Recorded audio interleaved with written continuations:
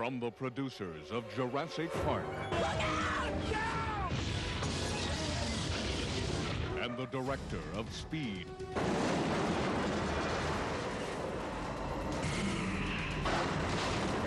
Comes this summer's most powerful thrill fest, Twister. Okay, left hand green. Oh! Twister, a Milton Bradley film.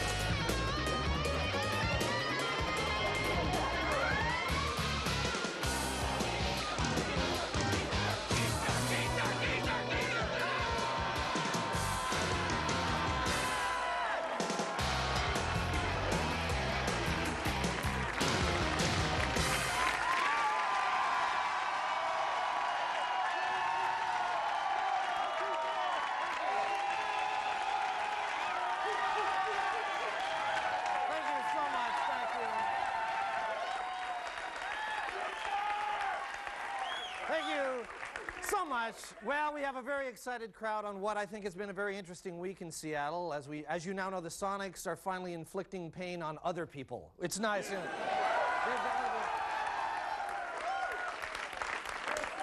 I remember last week people were saying, they barely got by Sacramento. This is terrible. I don't know. Now they're saying, hey, bring on Chicago. I mean, you know, it's like, I think we match up well with Chicago. I think we can, you know, it's like, you know.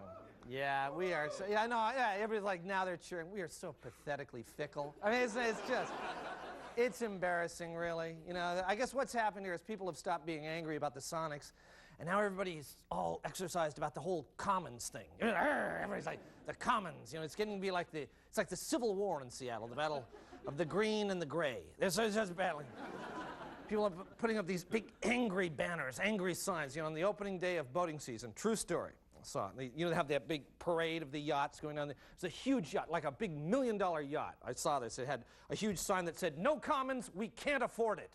It's like $1 million. You've all seen that. Signs in front of the mansions, "We can't afford it." Which is what they said last time, which you remember last time it was a $100 million measure. Now they've scaled it back to a $50 million measure. But they keep bringing it back, bringing it down. A few years, it's going to be $20 to put a little grass by the fire hydrant. No, we can't not afford that. The people who want to, yeah, there we go. Got one up there. He's got his banner up there. Yes, that's right. The people who want the Commons should learn by our recent history with the stadium. Vote no, and then we'll build it anyway. I mean, that's what we do. You vote no, and we'll build it. Although,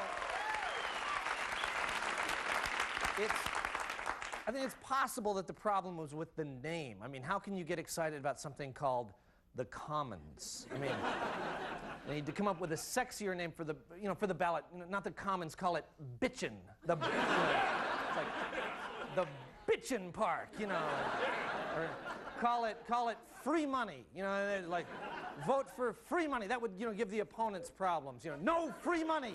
We can't afford it. We cannot afford it. You know.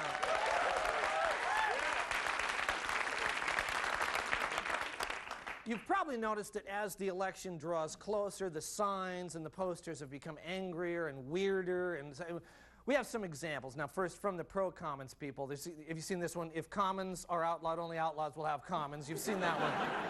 They've tried this approach. People get lucky in parks. Vote yes, Seattle Commons.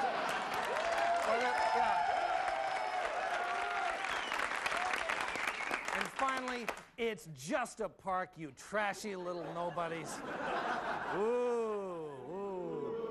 So, you know, they fire back from the people opposed to the Commons. It's vote no on the Seattle Commons. What are you, man? Pee-whipped? Also, Commons no, rundown neighborhoods with grass growing through the sidewalks. Yes! And finally, the Seattle Commons, just how Hitler started. It's a tough dispute.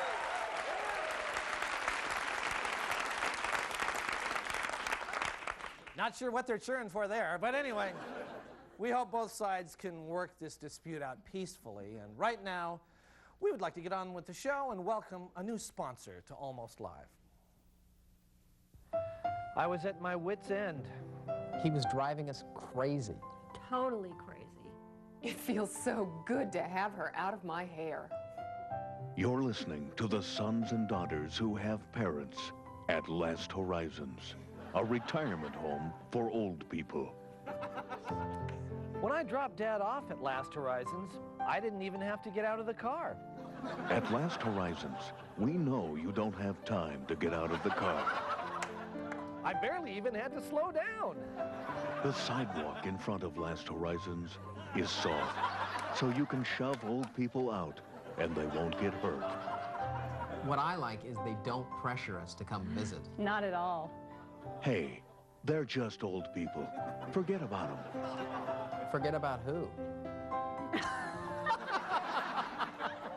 I told him that Mom has this thing about running around naked. It turns out they have a room just for that. Last Horizons has a special Get Naked room. Go for it, Mom. My concern was safety, so it was a relief to see the padded walls and all that restraining gear. Last Horizons has a lot of restraining gear. Come to think of it, it'd be a pretty cool place to shoot a music video. Last Horizons is a pretty cool place to shoot a music video. And when I found out how much it cost, Oh my God. Our well-trained staff is underpaid. It was like major score. Last Horizons retirement home for old people. This really will be their last horizon. Happy Mother's Day. We'll be right back after this.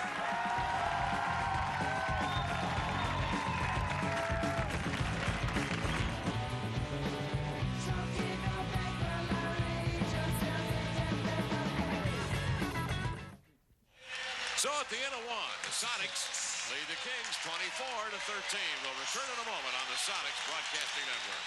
At Jack Roberts Appliance for 3 days only. Another commercial. Those pitchmen are so obnoxious. You know, Steve, I used to think that too, until one night. I was in a club downtown. So I mean, thinking, hey, tickets to the game. Let's just watch it on the bar. Wow. Oh, man. Go over there and talk to her.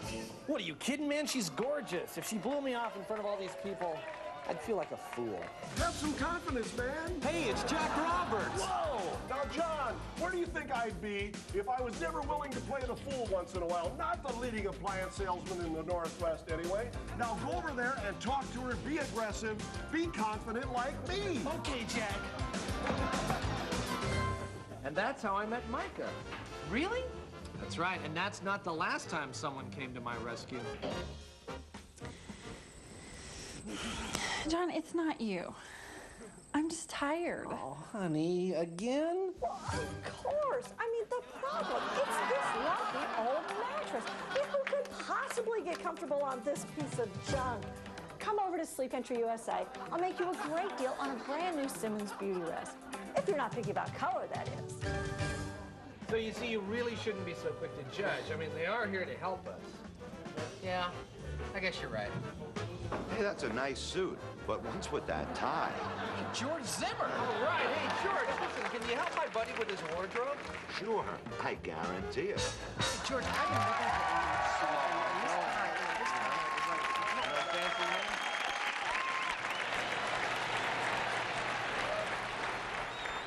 Okay, we're getting pretty close to game time here, and I got to thank you again for a pinch hitting here. When Hank came down with the chicken pox, I thought, oh, great, now who am I going to get for a color man? And then the intern said, you'd be good. Oh, thanks a lot, Tom. You know, my style's a little bit different than That's Hank's. okay. I like to include all the fans who are kind of unfamiliar with the game. Yeah, you bet. So. Okay. Okay, here we go. Hi, everybody. This is Mudcat Baseball Network, and good afternoon, fans. The start of a big 4-game homestand for the Mudcats as they take on the always tough Mountaineers. Overcast day, chance of rain, but so far it looks like we're going to get this game in. I am Tom Meredith, and filling in for Hank Burns today is Rick Ross. Thanks for having me, Tom. Sure. Today we will be announcing a game of baseball. Baseball is played by having baseball players that go onto a grassy field. More on that later. Yeah, okay. Well, here we go now. Leading off for the visiting Mountaineers is their big catcher, Dan McGinnis, who steps up to the plate now. Now when Tom says steps up, he actually means the player just walks up. There are no actual steps leading up to the plate. And I know that can be kind of misleading because it's not really a plate like you could eat off of it or something. No. Although if it was very clean, you could. Yeah. So. Thanks, Rick. Now, here is the first pitch to McGinnis, and it is low for a ball. Oh, a ball has been thrown. But the word ball in this instant also indicates a type of pitch that was not very good. The second pitch is on the way now. Strike one right across the plate there. Oh, no one was hit. Now, I know if you were worrying about it, it just means it was a good pitch this time. The next pitch is on the way. Swung on one hopper. Second baseman Valdez scoops it up, makes the easy throw to first base, one away. Oh, wow. A lot just happened on the baseball field. Where do I start? I'll tell you something, first Rick. I'll tell you, buddy, why don't we take a timeout briefly so we can let the local stations identify themselves here on the Mudcats Baseball Network. We're clear. What the hell are you doing, Blabby? Well, I'm just trying to make the game understandable to some of our novice listeners. I don't think it should be this kind of, cult thing. Okay, that's fine, but I think that most people know how it works, so just tone it down a little bit, okay, would you? Okay. Good. Stand by. And we're back. Next batter now for the Mountaineers is hot-hitting Bobby Clambeau. He is putting up some pretty good numbers this year, by the way. And what do we mean by pretty good numbers? Well, it means a lot of things.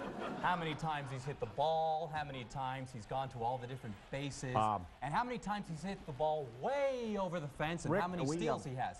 And when we say steals, that actually doesn't mean he's a bad man or anything. Rick, the score is now 2-0 Mountaineers. They scored those 2 runs while my partner Rico here was giving you all that crucial information.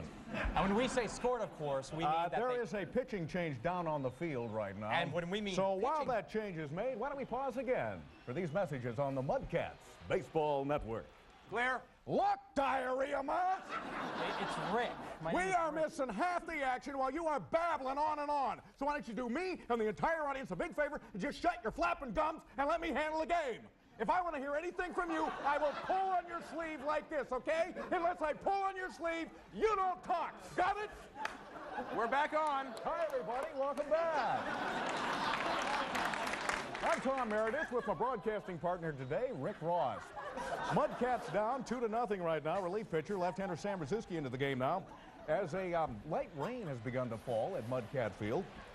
Stepping into the batter's box is Kenny Maxwell. Maxwell batting .281 on the season. Whatever that means. And all of a sudden, it has begun raining actually very hard right now, and the home plate umpire is apparently signaling a halt to the game as the field crew has begun pulling the tarp onto the infield.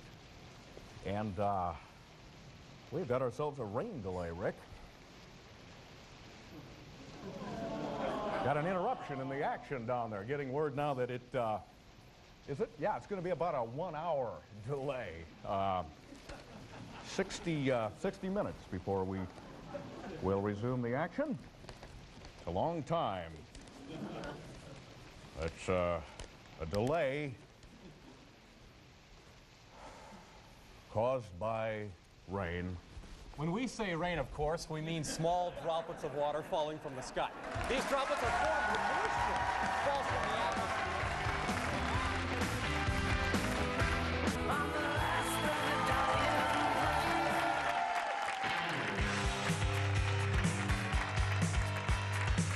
Good evening. This is the Late Report. Well, the Olympic torch traveled through the Puget Sound area on Tuesday and actually flamed out when a bicyclist fell with it on the Tacoma Narrows Bridge.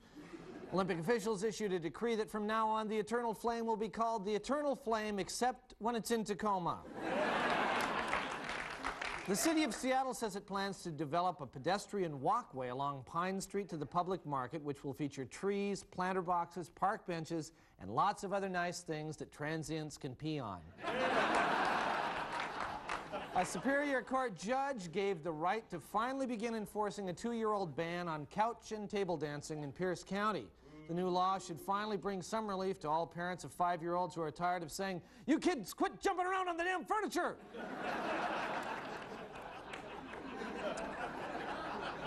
A Korean woman who was picked out of a police lineup for theft at a downtown jewelry store complained, saying that white people can't tell Asians apart. A policeman then quickly replied, "I don't know which one of you said that, but you better get back in line." 3,000 extras turned out for the filming of a new Disney movie called The Sixth Man to play the role of Husky basketball fans at Heck Edmondson Pavilion. The UW is looking to hire at least that many extras for real Husky men's basketball games.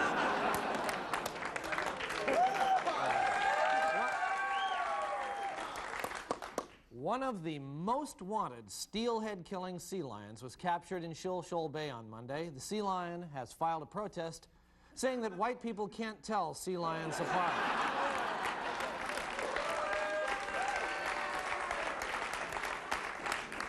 The former wife of Oregon Congressman Wes Cooley accused him this week of being a chronic liar and says he once told her that he used to kill people using piano wire.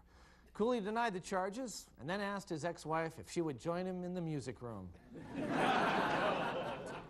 In France recently, a firefighting helicopter hauling water out of the ocean with a large bucket accidentally scooped up a man who was scuba diving and dumped him on the fire. Here with a commentary is Bob Nelson. Thank you, John. Now, I know this might be an unpopular opinion, but I think it's wrong to haul scuba diving Frenchmen out of the water in a big bucket and then drop them onto a fire. Okay. Well, Bob, that is quite a stand, Bob. Well, I feel pretty strongly about it, John. Yeah, I guess so. So, what is your reasoning behind that, Bob? Well, for one thing, I think it tends to bring a negative energy to what would normally be a fun-filled day of scuba diving, which rightfully should be free of wondering whether you're going to be, yanked out of the water in a big bucket. Secondly, I think it only makes matters worse to then drop them onto a raging fire. Now, I know what you're thinking, John. No, actually, I don't think you do. No. You're thinking, why should I care about anyone in that rude, arrogant country full of drunk Jerry Lewis fans? Well, that wasn't it exactly. But, imagine it's you scuba diving, and all of a sudden you find yourself being lifted in a big bucket. You'd probably be thinking, man, what are the odds of this? And just when you start, you're thinking, well, I guess this isn't so bad. At least it's nice and cool in here. Well, that's about the time you look down and you see that you're being dropped onto a big fire. And now you're thinking, boy, this has got to be one of the worst days I've ever had.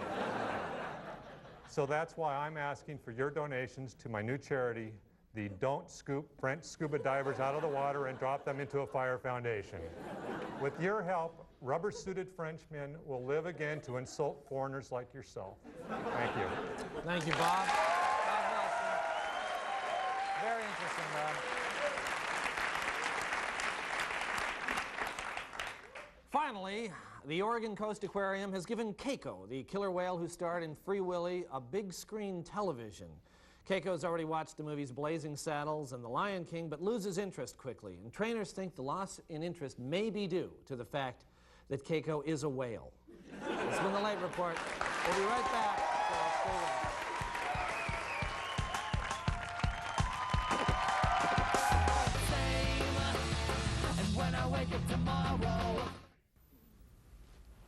Hi, my name is Marvin Gudenspleen. If you've tried to stop smoking time and time again without success, come see me. I've helped hundreds of people to stop smoking for good. I'm not a doctor, I'm not a psychologist, I don't use hypnosis or nicotine patches or anything like that. I just help people to lose their desire to smoke ever again by convincing them that it's not in their best interest to continue. Sound simple? Yeah. Yeah, it's real simple. Let's meet former smoker Dennis. Hi, Dennis. Hi. How you doing? Okay. Cigarette? No. You sure? Yeah.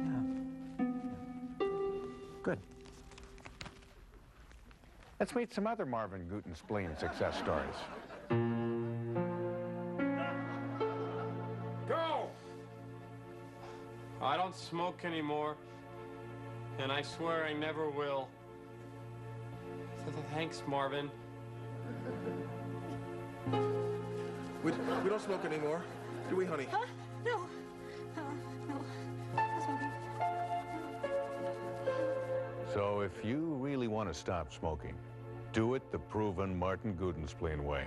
Hey, I overheard what you were saying, man. I have tried everything to quit smoking. Nothing works for me. Yeah, look, maybe you... I think I can help you.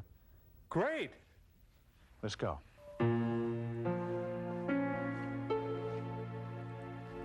The Marvin Gutenspleen Stop Smoking Method. Absolutely.